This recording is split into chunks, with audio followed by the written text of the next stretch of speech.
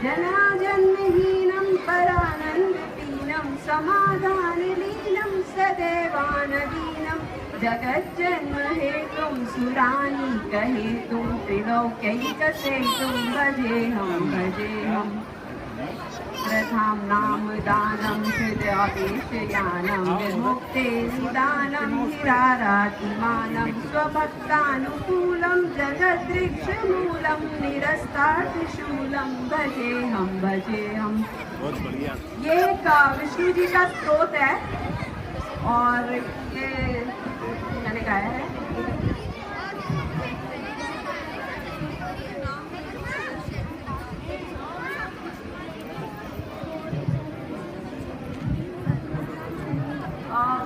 मैंने इतने वेदों प्राणों का मनन किया है और साथ में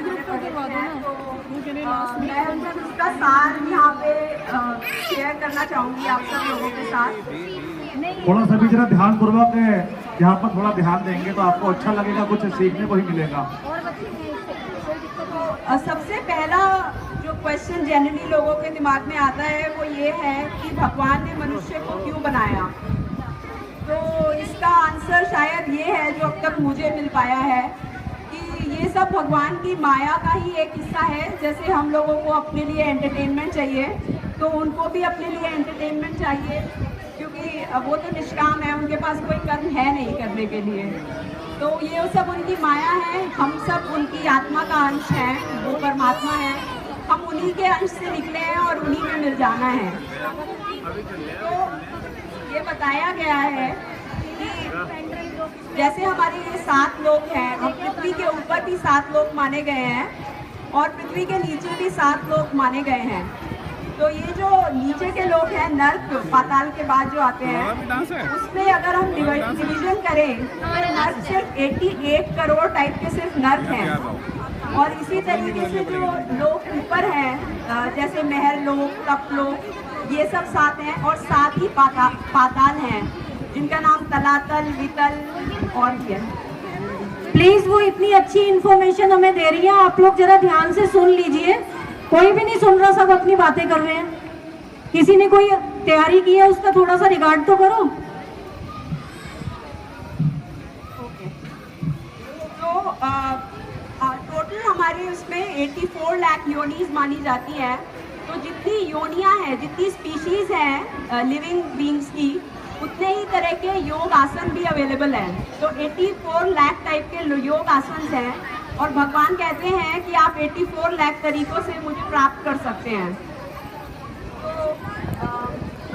हर एक एज की, इसकी एक एज है, जितनी जो आत्मा है उसकी एज 10 लाख दिव्य वर्ष बताई गई है, not in human ears but Divya वर्ष।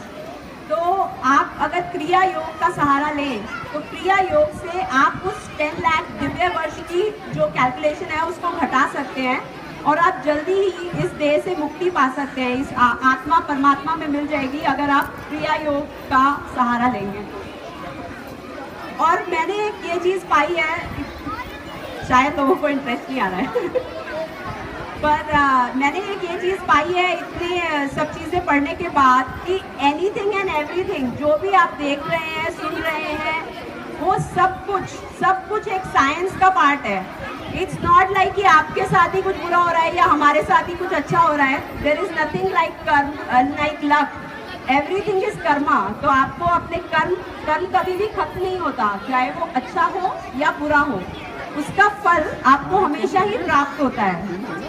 और जितने भी प्लानिटरी सिस्टम है या जो भी कुछ है, ये सब कुछ, each and everything is part of a very big science project by God. तो अगर आप चाहें तो आप अपने कर्मों को क्रिया योग से समाप्त कर सकते हैं। तो आपके पुराने कर्म जल जाते हैं और नए कर्म भी वो बनने नहीं देता। तो इसी तरीके से आप मोक्ष प्राप्त करते हैं और इसीलिए योग इम्पॉर्टेंट है। तो ये लास्ट पॉइंट मैं आपसे कहना चाहूँगी वो ये कि योग से बेसिकली क्या होता है, लोग सोचते हैं कि भक्ति बड़ी चीज़ है, योग इम्पॉर्टेंट नहीं है, पर भगवान एकाग्रता चाहता है। एकाग्रता यानी कि जब आप पानी में अपने चेहरे को देखते हैं तो जब तक पानी की सभी लहरें शांत नहीं हो जाती तब तक आप अपने चेहरे को साफ नहीं देख सकते। इसी तरह से हमारे अंतःकरण में हम खुद ही परमात्मा का अंश हैं। हम अपने आप को तब तक नहीं देख सकते जब तक कि हमारे चित्त में जितनी भी चंचलता है हम एकाग्र नहीं हो जाए और जब तक वो उसका बाय बाय नहीं हो जाए।